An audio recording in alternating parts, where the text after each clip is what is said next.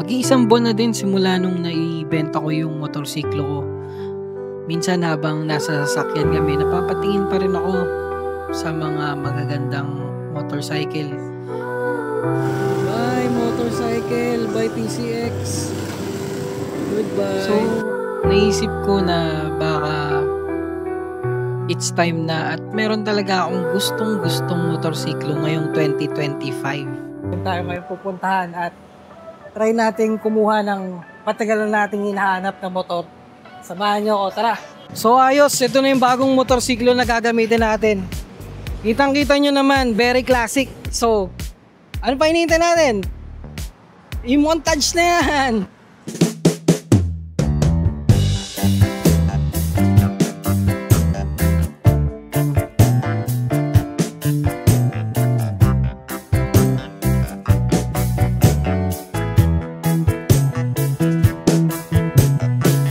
So, napakasaya ko ngayon dahil nakuha ko na yung pinalit ko sa dati kong motor. Thank you.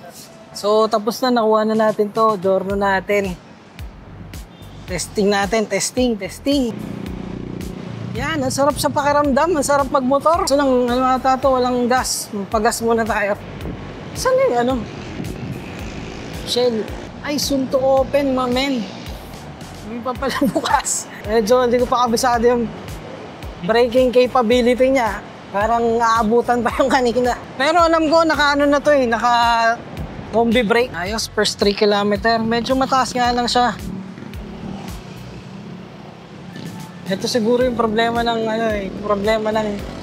mga hindi binayaan ng height pag sa Giorno.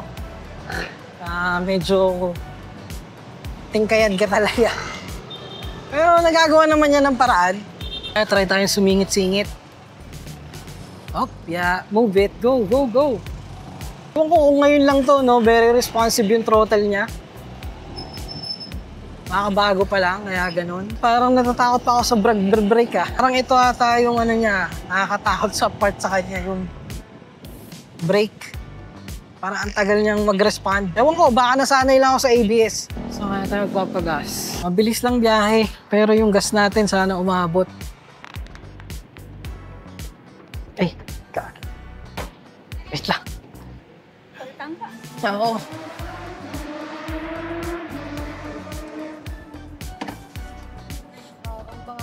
Oo, kakalabas ko lang. Kakakuha niyo lang, sir? Nakakuha ko lang 95. Buti nga umabot ako, kala ko. May katulad ko. Anong tawag doon? Pero binaya to sa replica ng Vespa. Oo. Ilang liters to, sir? Di ko din sure eh. Yun. Thank you. 6 liters? May discount kayo, sir, ah. Discount? Pa-discount po ito, pahintay lang ang resibo. Okay, sige. Ba, ayos, meron pa silang discount dito ah.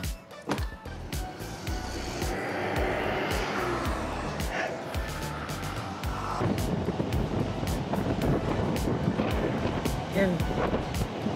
Boots din naman siya eh. Uy, gagi, ang lalim. Ayop yan. Hindi ko nakita yun na.